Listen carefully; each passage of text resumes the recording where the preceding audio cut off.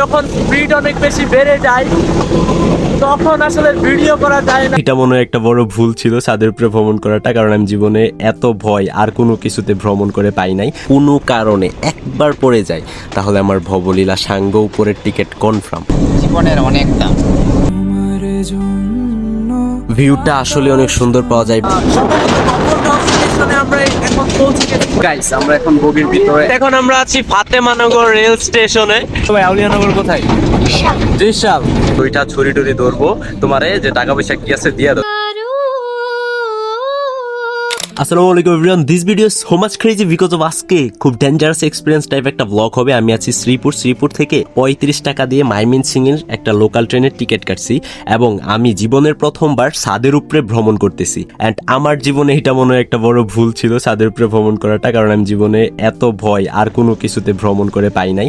তো ছাদের উপরে উঠে কালো ধোঁয়ায় মুখ ভরে যাইতেছিল অ্যান্ড গাছের পাতালতায় সা মুখে ঠুকে লাগতেছিল, অনেক ভয় পাইতেছিলাম। বাংলাদেশি লোকাল ট্রেন বলে কথা, অনেক কাঁপাকাঁপি করে আমি মনে হইতেছিল যে পইরাই যাব। আমার আশেপাশের মানুষজনকে জাবরা ধইরা রাখতেছিলাম। তো ফাইনালি আমি নামার জন্য পাগল হয়ে যেতেছিলাম যে আমি কখন নামবো। বাইরে জিজ্ঞেস করতেছি আশেপাশে যে কখন স্টেশন আসবে। সো কাউরাইট স্টেশন আসলো এবং কাউরাইট স্টেশনে আমি তাড়াহুড়া করে নামতে চাচ্ছিলাম, নামার ওয়েও খুঁজে পাইতেছিলাম না।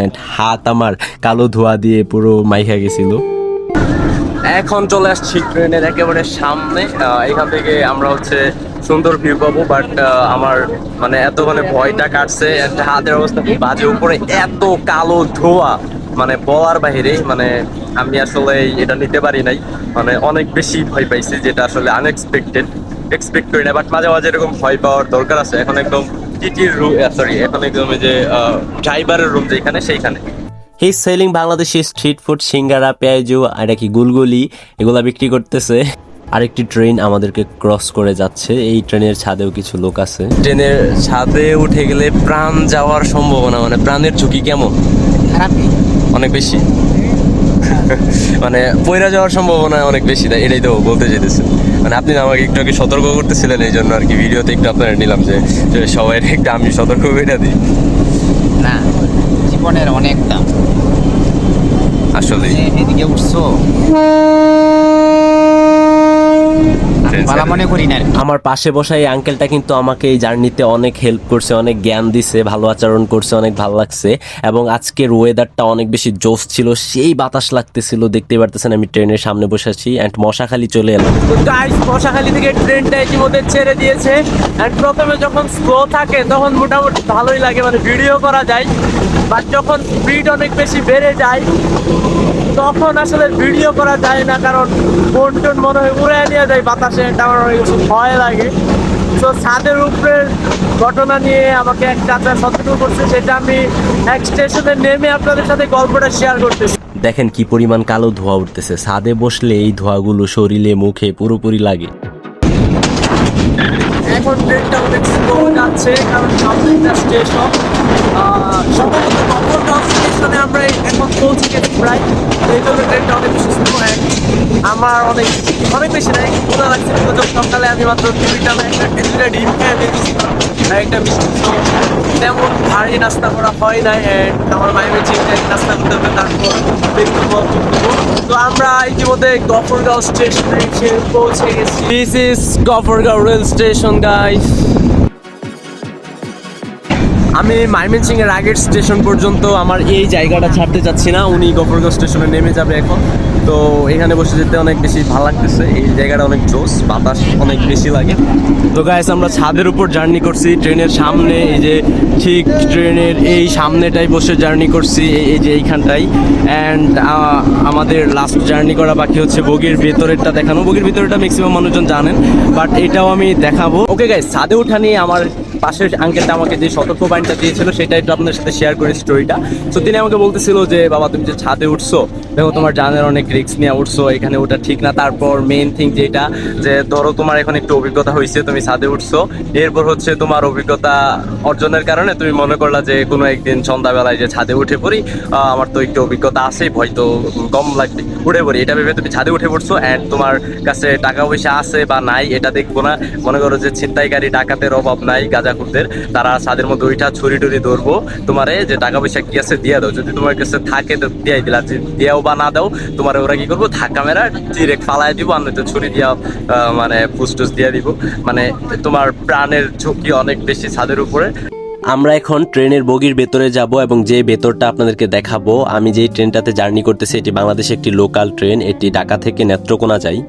গাইস আমরা এখন বগির ভিতরে, অ্যান্ড এইখানে অনেকটাই কম লাগতেছে অন্য দিনের তুলনায়। অন্যান্য দিন অনেক বেশি চাপ থাকে, I guess Gafargaon rail station দেখে অনেকে নেমে গেছে, অ্যান্ড এখানে অনেক বেশি খালি খালি থাকতেছে। গাইস এখন আমরা বগির ভেতর থেকে নেমে যাচ্ছি, অ্যান্ড একটা অন্ধ ভিক্ষুক দেখলাম। মজার ব্যাপার হচ্ছে ওনার নাকি দুইটা চোখই নষ্ট, অ্যান্ড উনি কি দিব্যি রেলের ভিতর দিয়ে হেঁটে যাচ্ছে। সো এরকম ভিক্ষুক দেশে অভাব নাই। ট্রেনের সামনে বসে জার্নি করার মজা হচ্ছে অনেক সুন্দর আকাশ দেখা যায় এবং প্রকৃতি দেখা যায়, যেটার ফিলিংসই অন্যরকম। আউলিয়ানগর স্টেশন, এটা মেবি 30 সালে পড়েছে। ছোট ভাই আউলিয়ানগর কোথায়? 30 সাল। তোমাদের বাড়ি এখানে নাম্বা? তো এই জায়গাটা এখন আমার, তোমার জায়গাটা বৃষ্টি গাছগুলো থাকলে অনেক বেশি সুন্দর লাগে। সো দিস ইজ আউলিয়ানগর, এন্ড এটা মেবি একটা স্কুল আমরা দেখতে পাচ্ছি সামনে। তো এভরিওয়ান এখন আমি যেই জায়গাটায় বসে আছি, এইখানে বসার আমার অনেক বেশি ইচ্ছা ছিল, একদম ট্রেনের সামনে। তো এখানে বসে খুবই ফিল পাওয়া যায় গাইস, অ্যান্ড আমার মুখে কালো ধোঁয়ার আস্তরণ করে গেছে যখন আমি ছাদের উপরে ছিলাম। সব ধোঁয়া এসে মুখের মধ্যে লাগতেছিল গাইস। তো মুখটুক ধুইতে হইব মাইরেশন যায় তারপর, কিন্তু এখন এইখানে বসে অনেক বেশি ফিল পাইতেছি, মজা লাগতেছে। অ্যান্ড সামনের ভিউটা amazing, this is crazy guys.